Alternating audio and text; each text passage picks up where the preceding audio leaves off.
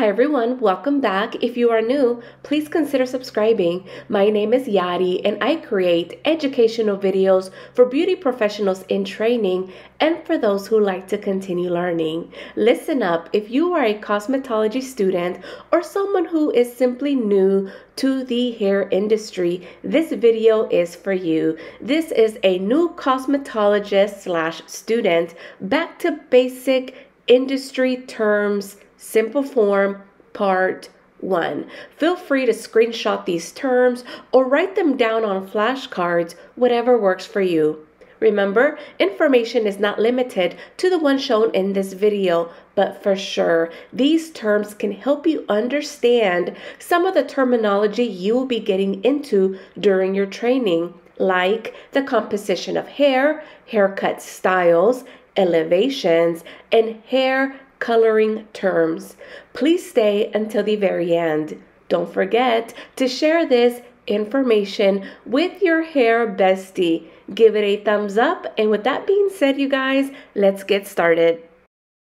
First term on our list is draping. What is draping? What do people mean when they say, go ahead and drape your client? Well, step in preparing a client for hair services. It protects the client's clothing and skin from product spills, hair clippings, or chemical exposure while ensuring cleanliness and comfort. So along with draping, these are some things that you can potentially use. So for example, neck strips. Neck strips can be used during haircuts, for example. They are disposable paper strips that are placed around the neck before securing a cape. Provides a hygienic barrier between the client's skin and the cape itself.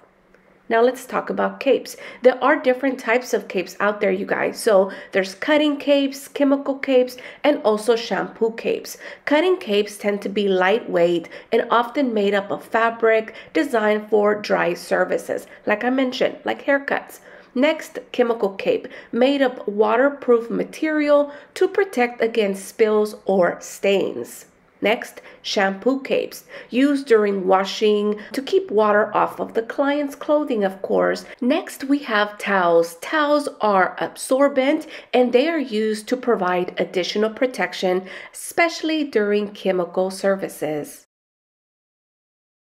Next, we have consultation or client consultation. What does this mean? Well, it is a discussion that is done with the client to determine their needs and preference. Now, why is having a great client consultation important? Now, yes, this may take some time, some practice to become comfortable and good at, but trust me, it is never too early to start. But performing a client consultation is important because you want to be able to understand your client's needs and goals. This helps build trust with your client. It gives you the opportunity to assess your client's hair condition.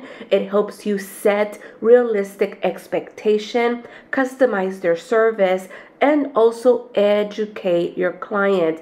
And you guys, making sure that you have a great thorough consultation will be the best thing you can do to avoid miscommunication and possible mistakes. So again, this will definitely take some practice, but you can do it. You got this. Consultation.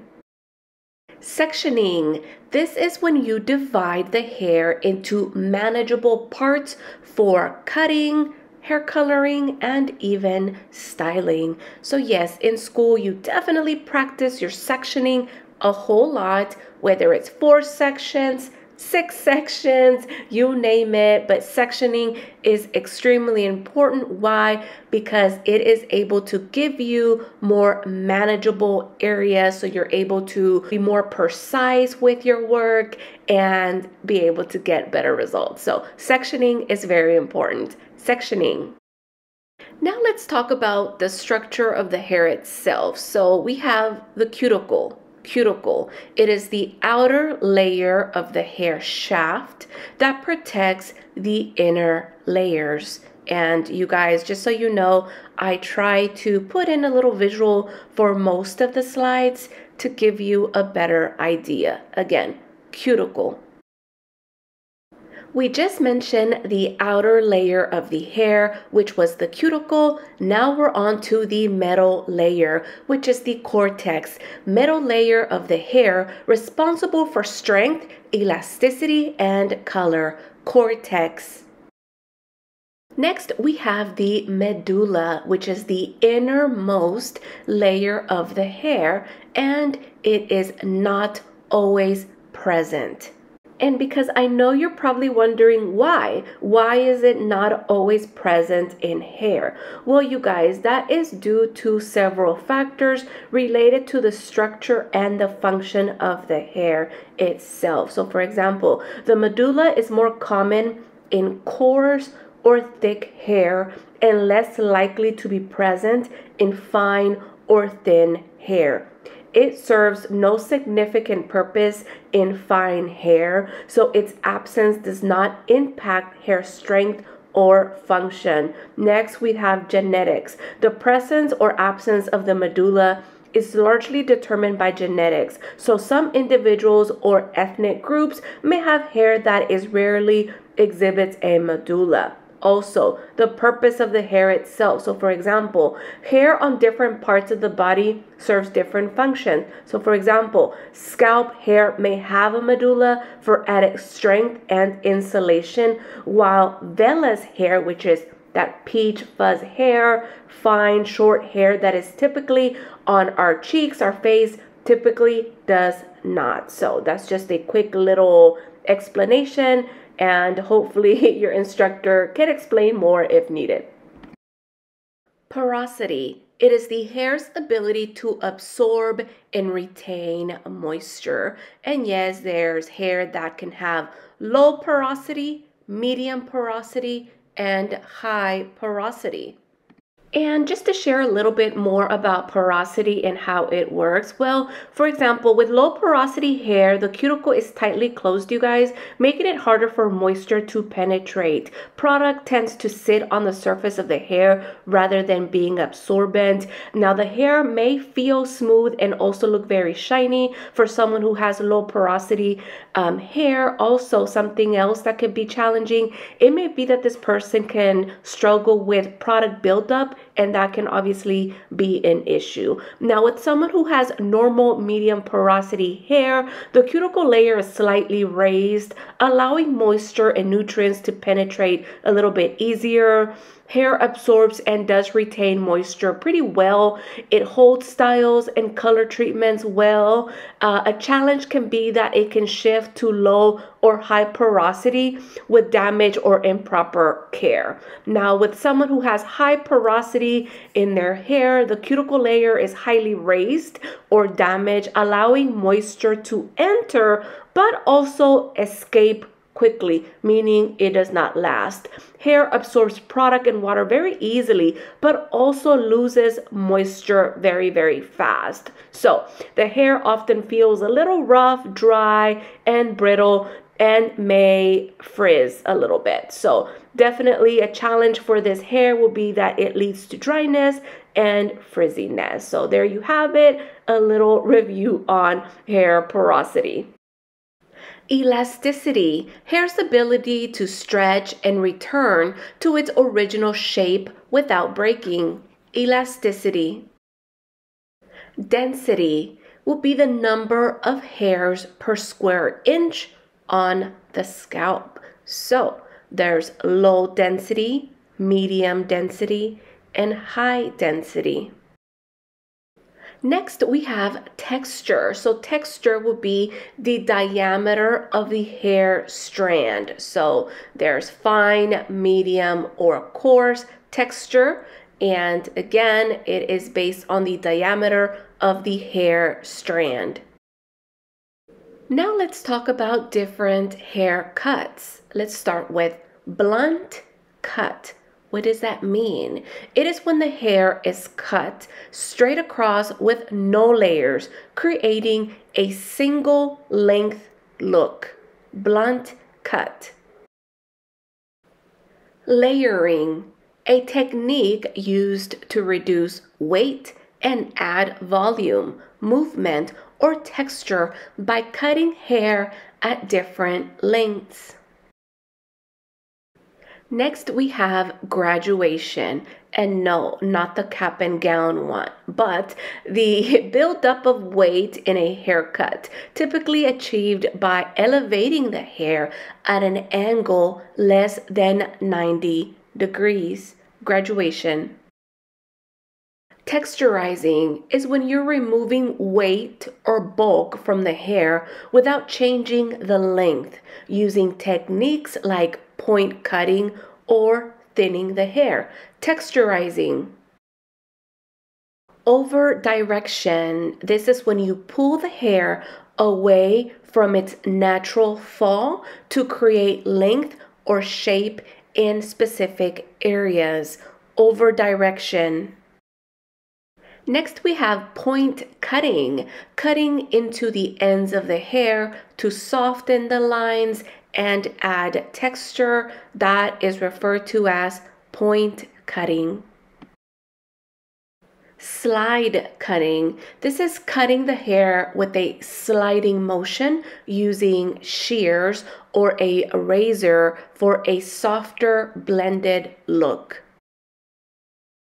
Thinning. What's thinning? What does that mean? It is when you reduce bulk in the hair using thinning shears or a razor. Thinning, when you're reducing bulk from the hair. Next, we have feathering. It is a technique to create soft, wispy ends by cutting at an angle. Feathering. One length haircut. So a one length haircut would be the hair is cut at the same length. What is an A-line haircut? So an A-line is hair is shorter in the back and gradually becomes longer towards the front. A-line. A bob. Bob. It is a classic haircut, typically chin length or shorter, can be blunt, layered, or graduated. Pixie cut. It is a very short texture style, often with soft or spiky layers. Pixie cut. Shag. A shag is a layered haircut with a messy, very textured-like appearance. Shag. Next, we have undercut. An undercut is hair underneath is cut shorter than the hair on top, often creating a dramatic contrast. So again, that would be called an undercut, or when the client requests an undercut, that means that they're wanting the hair shorter, perhaps on one side or at the very bottom towards the nape of their hair. That would be an undercut, and it is a dramatic contrast between the hair that's on the top versus the underneath. Undercut. A symmetrical cut. It is when one side of the hair is longer or shaped differently than the other side. Asymmetrical cut. All right, so this next one you're going to hear for the rest of your career. Elevation. What does that mean? Elevation is the angle or the degree at which the hair is held at while cutting. Elevation. All right, so our next one is 0 degree. 0 degree cut is referring to a one length haircut with no elevation, meaning all of the hair is at the same elevation. It has no layers. In other words, it will be considered a blunt cut, which we mentioned earlier. Now, one thing I do want to make sure that you guys understand is that obviously in school and while you're doing any kind of continuing education training, we reference elevations, different degrees, but just know that your clients will not do that. Okay, your clients will not come in and say, could you please give me a 0 degree haircut? They will never say that, okay? And what they will do is they will describe the haircut that they have in mind, and they will show you a picture or a video, and it is your duty, your professional duty, to know what is it that they are referring to and to understand. Hint, hint, that's why that client consultation is needed. Again, 0 degree haircut when the hair is at one length. no elevation.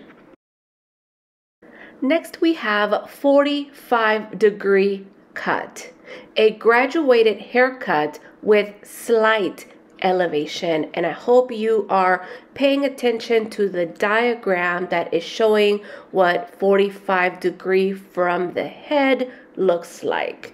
45-degree cut. Next, we have 90-degree cut. It is a uniform layered haircut with consistent elevation. 90-degree cut. Next, we have 180-degree cut. This will be considered a long layered haircut with maximum elevation.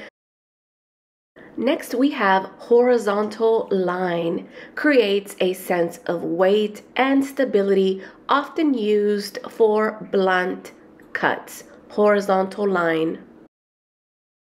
So what do vertical lines do? Vertical lines removes weight and creates layers or graduation. Diagonal lines add movement and directs weight either forward or backward. Diagonal line. All right, here's another one you will hear often. Guideline. What's a guideline? A guideline is a section of hair used as a reference point for cutting subsequent sections. So there are two different types of guidelines. A stationary guideline would be a fixed guide used for uniform length. Okay, next we have a traveling guideline. This guideline moves with the haircut for layers or graduation.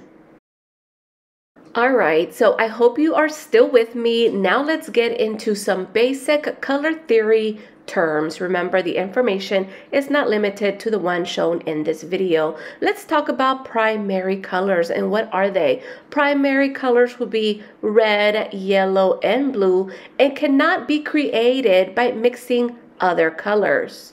Next, secondary colors. They are green, orange, and violet, creating by mixing two primary colors. Next, tertiary colors. Colors created by mixing a primary color with a secondary color, creating red-orange and blue-green, for example. What are complementary colors? Complementary colors are colors opposite of each other on the color wheel and used to neutralize unwanted tones. Warm colors are shades like red, orange, and yellow that add warmth to hair color. Cool colors are shades like blue, green, and violet that add coolness to hair color. Then we have neutral colors. They balance shades with no strong warm or cool undertone. Let's talk about hair color levels. So what does the term level mean? The term level refers to the lightness or the darkness of hair color, usually on a scale from 1 to 10, 1 being the darkest, black, to 10 being the lightest, blonde. Next, underlying pigment. This is extremely important. What does underlying pigment mean? It will be the natural pigment, in other words, color, that is exposed on the hair, okay, once it has been lightened. The natural pigment exposed when hair is lightened. Next, tone. Tone will be the shade of color within a level. So it could be ash, it could be golden, it could be copper, it could be, any of those tones. Golden, well, I already said that, but you get the idea. And again, I tried to add some pictures to give you guys a better visual, and I hope it helps. Ash tone will be something that is very cool, grayish tone used to neutralize warmth in the hair. Then you have golden tones. Gold tone will be a warm yellow-based tone for a more brighter appearance. Now, I'm giving you terms, okay? There is so much more to formulating and understanding hair color, understanding how to use toners and all of that. And I'm sure you will learn all of this in the classroom. And again, I'm just feeding you guys this information so that when you hear it, you're listening to it for a second or third time, it clicks. And it will. Just be patient. It will. Now let's talk about different types of hair color. There are different types of hair color on the market. And the first one on this list would be permanent color. Permanent color alters the hair's natural pigment for longer lasting results. We're going to leave it at that. Next, we have demi-permanent color. Demi-permanent color deposits color without lifting the natural pigment, and it fades gradually. Okay? Next, there is semi-permanent color. Semi-permanent color coats the hair shaft without penetrating the cortex, and now you know what the cortex is, and it lasts for several shampoos. So next time you're picking up a hair color, make sure you are reading the label on the box. Next, temporary hair color. Now, temporary hair color sits on the surface of the hair and washes out with one shampoo. Temporary color. Next, we have the term toner. Okay, toner is used, or a toner is used to neutralize or enhance tones after lightening hair. Last one on this list will be direct dye, or what is known for fashion colors. These are pre-mixed colors that do not require a developer, often used for vibrant shades like red, blue, pink, purple. And yes, those colors will require for you to pre-lighten the hair for vibrancy.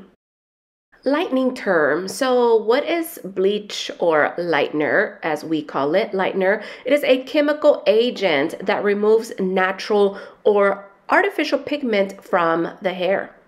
Next, developer. What's a developer?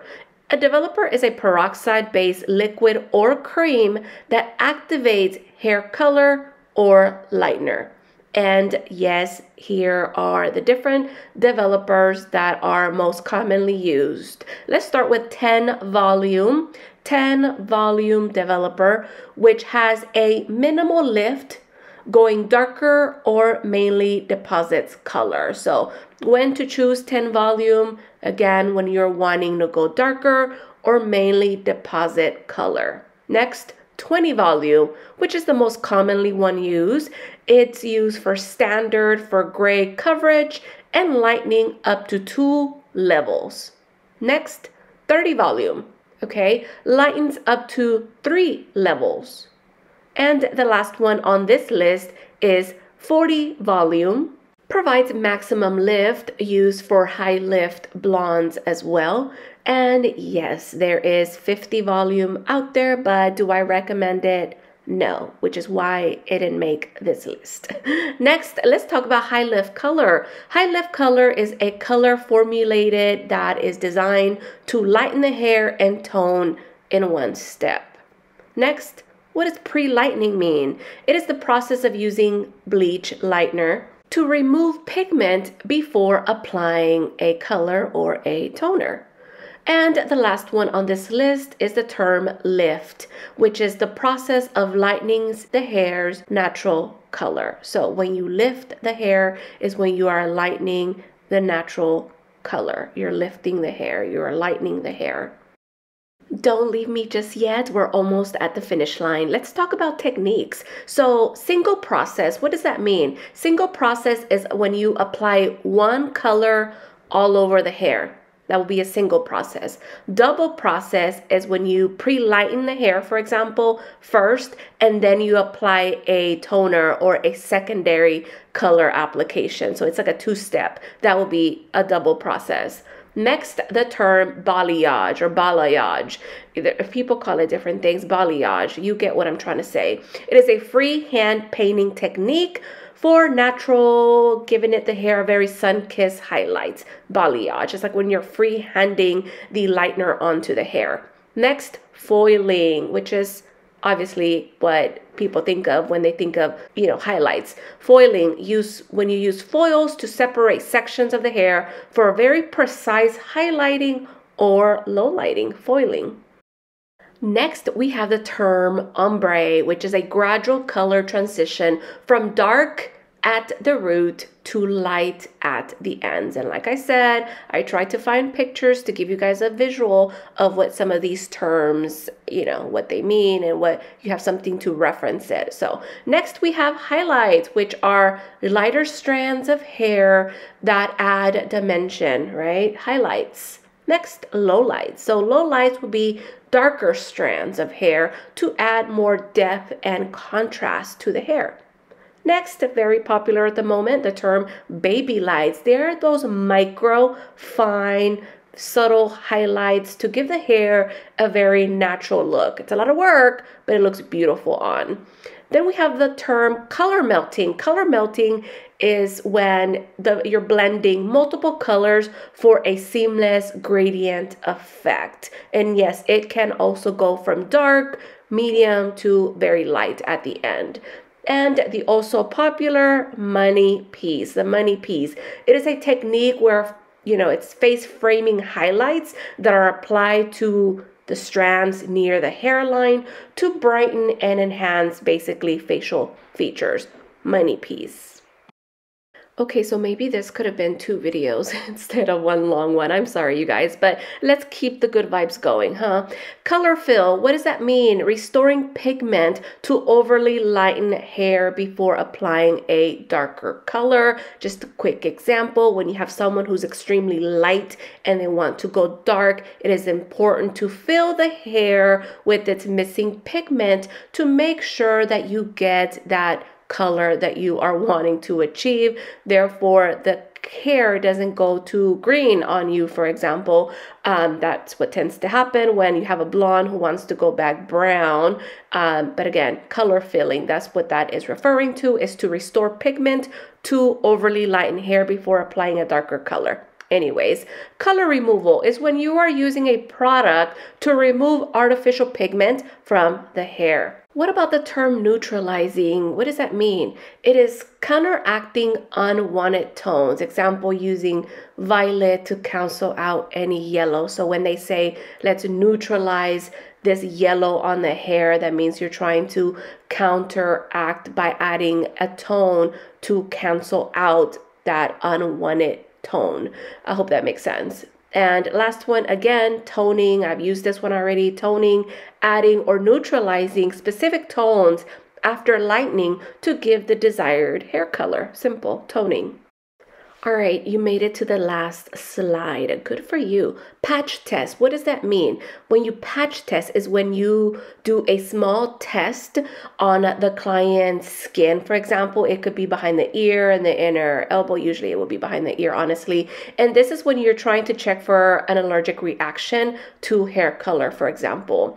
Next, we have strand test. Strand test will be testing a small section of the hair to determine how it reacts to color or lightener. And yes, a lot of times performing or doing a strand test on a client before proceeding with whatever they want to do. In this case, if you know that they have really dark hair and they're wanting to go lighter, doing a strand test to see how their hair reacts, how light it can actually go, is definitely a good idea. Strand test. Gray coverage will be the process of coloring hair to blend or cover gray hair.